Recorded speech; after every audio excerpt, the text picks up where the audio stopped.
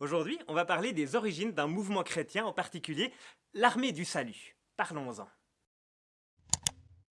Pour retrouver les origines de ce mouvement, il va nous falloir aller un peu dans l'histoire. Alors c'est une histoire qui commence en Angleterre au 19e siècle. C'est l'époque de la révolution industrielle.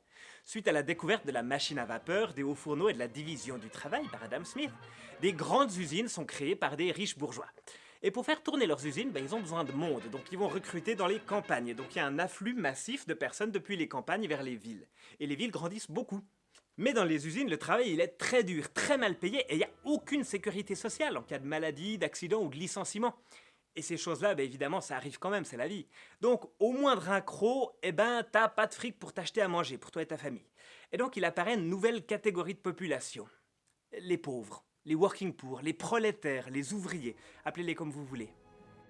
Et autour des villes, il y a des sortes de bidonvilles qui se construisent. Bon, peut-être un petit peu plus confortables que des bidonvilles quand même. On appelle ça des bas-fonds. Ces zones, elles sont très peuplées et très misérables. Et pour ces gens, pauvres et sans éducation, oui, parce que les gosses, ils peuvent aller bosser à l'usine aussitôt qu'ils savent marcher, l'alcool, pour ces populations-là, ça amène un peu de réconfort.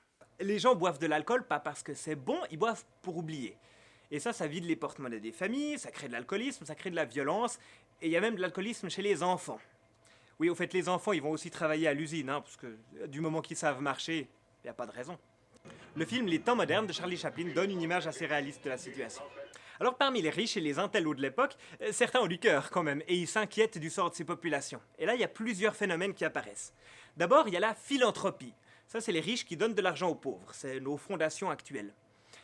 À cette époque, il y a aussi un certain Karl Marx, un sociologue, qui fait un travail important d'observation et qui fait des prédictions, des propositions qu'il a écrites dans un petit livre, le Manifeste du Parti communiste. Ces idées rencontrent beaucoup de succès dans les classes ouvrières et c'est le début du socialisme et du communisme. Chez les chrétiens aussi, il y a ceux qui veulent s'investir pour les aider, les pauvres. Parmi ceux-là, il y a par exemple le pasteur Louis-Lucien Rochat, fondateur de la Croix-Bleue en Suisse. Et puis en Angleterre, il y a William et Catherine Booth. Et c'est eux qui vont nous intéresser pour aujourd'hui. William Booth, c'est un pasteur de l'église méthodiste. L'église méthodiste, elle est issue de l'église anglicane. Et Catherine Booth, elle, comme c'est une femme, et puis qu'à l'époque les femmes n'ont pas vraiment les mêmes droits que les hommes, elle n'est pas pasteur, mais avec les mots d'aujourd'hui, on dirait qu'elle est une théologienne. William Booth, il a eu une enfance qui n'était pas spécialement drôle. Comme jeune adulte, il commence déjà à prêcher dans les bas-fonds de l'Est londonien. Et il a du succès, il y a beaucoup de gens qui entendent pour la première fois parler de l'évangile de Jésus-Christ qui les sauve. Oui, on est à Londres, dans une société chrétienne. Quand je vous dis que les ouvriers, ils n'avaient pas d'éducation, ça veut dire à peu près zéro culture générale, ils allaient à l'usine à la place d'aller à l'école. Suite à ce que William Booth prêche, il y a des gens qui se repentent. Ça veut dire qu'ils prennent conscience que Dieu les aime, que Dieu les sauve, et ils décident d'arrêter de boire de l'alcool, d'arrêter de battre leurs enfants, d'arrêter de dépenser l'argent de la famille dans des jeux d'argent, et d'arrêter tous ces comportements qui augmentent leur misère. En fait, ils décident aussi de suivre Jésus-Christ, et Dieu les transforme. Pour ainsi dire, ces gens deviennent sanctifiés, ils deviennent saints. En tout cas, un peu plus qu'avant. Donc, il y a de plus en plus de gens qui se joignent à William Booth et ça devient un grand groupe qui s'organise dès 1867 et qui devient la Mission chrétienne de l'Est londonien. Suite à ça, William, Catherine et leurs petits copains, ils essayent d'amener ces pauvres qui ont donné leur vie à Jésus dans les églises. Sauf que ces pauvres, ils puent, ils sont mal habillés, ils sont mal éduqués, et puis il n'y a personne qui leur a dit que cracher des glaires dans une église, ça se faisait pas. Oh, c'est shocking! Et donc, puisque ces nouveaux convertis sont rejetés des églises bien établies, il faut bien leur proposer quelque chose pour nourrir leur vie spirituelle. Donc, le groupe de William et Catherine commence à faire des trucs que font normalement les églises. Ils se réunissent le dimanche matin, ils prêchent, ils donnent la communion, ils prient et ils font plein d'autres trucs. Et d'ailleurs, pour annoncer Jésus-Christ dans les rues, tous les moyens sont bons. On fait des spectacles, on fait des fanfares, ça à l'époque c'est le hit, les fanfares. Et on réécrit des paroles de chansons à boire avant d'aller les chanter dans les bars. Jésus-Christ est venu pour nous sauver, il est mort à la croix pour prendre notre péché. Aujourd'hui je suis un homme transformé, je le suivrai toujours juste dans l'éternité. Oh, oh, oh. Non, il n'y avait pas de droit d'auteur à l'époque. En fait, ça marche tellement bien que ça devient un mouvement. Et ils éditent même leurs propres gazettes qu'ils vont distribuer ou vendre dans les rues. D'ailleurs, un jour dans la gazette, le secrétaire de William veut parler de cette grande armée de volontaires. Aujourd'hui, on dirait armée de bénévoles. Et William, il regarde ça et puis il se dit non. D'un grand coup de crayon, il biffe volontaire et il marque du salut. Et voilà, l'armée du salut est née. Bon, faut dire qu'à l'époque, il y a la guerre de sécession aux États-Unis. On lit ça dans les journaux. Donc c'est dans la tête des gens. Et puis l'armée à l'époque, c'est prestigieux d'être un soldat. Avec un uniforme, on se bat pour la patrie et tout ça. Bref, à cette époque-là, être militaire, c'est sexy. Alors oui, les temps ont bien changé et c'est pas pour me déplaire, hein. Donc très vite, on développe dans le mouvement la métaphore militaire. Les fanfares deviennent des bataillons, les lieux de culte deviennent des avant-postes, les pasteurs deviennent des officiers et les membres du mouvement deviennent des soldats.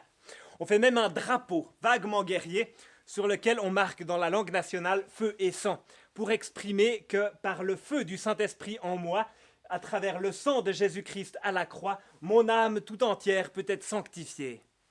Et en plus, on fait des uniformes pour les soldats. Ça, c'est un coup de génie. À l'époque, si tu portes un uniforme, ça veut dire que tu es quelqu'un d'important. Et en plus, avec les uniformes, on efface les différences de classe sociale. Les pauvres, les riches, l'armée du salut, ils ont tous le même uniforme. Magique. Et sur les uniformes, on met 2 S. Alors, ça n'a rien à voir avec les nazis, c'est venu bien plus tard. SS, c'est pour Saved to Save. Je suis sauvé pour sauver d'autres personnes. Ou bien Saved to Serve. Je suis sauvé pour servir. Parce que j'ai été sauvé par Jésus-Christ, je veux le servir en servant les autres êtres humains afin que Dieu les sauve. Ça a un immense succès. Le mouvement se répand très vite dans toute l'Angleterre. Et comme l'Angleterre à l'époque c'est un empire mondial, on l'appelait même l'empire sur lequel le soleil ne se couche jamais parce qu'il était tout autour de la Terre, et ben le mouvement devient assez vite mondial. Mais il n'y a pas que ça. Très vite, William et Catherine Booth, ils se rendent compte que, de 1, parler de Jésus-Christ à quelqu'un qui meurt de faim, ça sert à rien. Il faut d'abord lui donner à manger.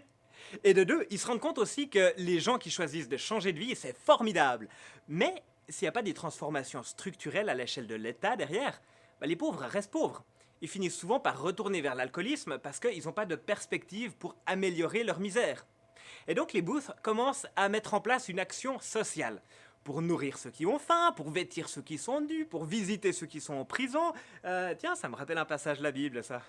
C'est pas mal. Et ils développent même une vraie usine qui est même rentable. Ils développent cette usine pour montrer aux grands patrons qu'on peut tout à fait avoir une usine où les conditions de travail ne sont pas accablantes et où on n'utilise pas des produits toxiques qui font mourir les ouvriers. Oui, parce que les autres, ils faisaient ça, ils utilisaient des produits toxiques qui faisaient mourir leurs ouvriers, notamment le phosphore jaune. Et les Booth, enfin surtout William, parce qu'à l'époque être un garçon ça faisait une différence, il va aussi rencontrer des chefs d'État et des parlementaires pour faire changer des choses dans le système. Sa première victoire en Angleterre, c'est de faire un travail de documentation, d'enquête et de lobbying pour faire interdire l'exploitation sexuelle des jeunes femmes mineures. Oui, il y avait des jeunes filles mineures qui étaient prostituées de force comme des esclaves sexuels. C'est moche, hein, le 19e siècle. Et j'espère que nos descendants pourront pas dire la même chose sur notre époque. Enfin bref, voilà comment l'armée du salut est née et s'est développée jusqu'à aujourd'hui. Aujourd'hui encore, la déclaration de mission internationale de l'armée du salut, c'est ça. Annoncer l'évangile de Jésus-Christ et soulager en son nom, sans distinction aucune, les détresses humaines. Donc l'armée du salut sait qu'elle n'a pas le monopole de la vérité sur Dieu, c'est juste une église parmi d'autres. Et donc aussi, à l'armée du salut, on a à cœur d'aider les gens, de les aider complètement. Ça veut dire pour leurs besoins de base, leurs besoins de sécurité, de dignité, d'acceptation. Et on offre aussi de manière complémentaire une aide pour les besoins qui viennent du fond du cœur. On annonce Jésus-Christ parce qu'on sait, par expérience, que Jésus-Christ a le pouvoir de transformer une personne plus efficacement et plus durablement que n'importe quelle autre prestation d'aide.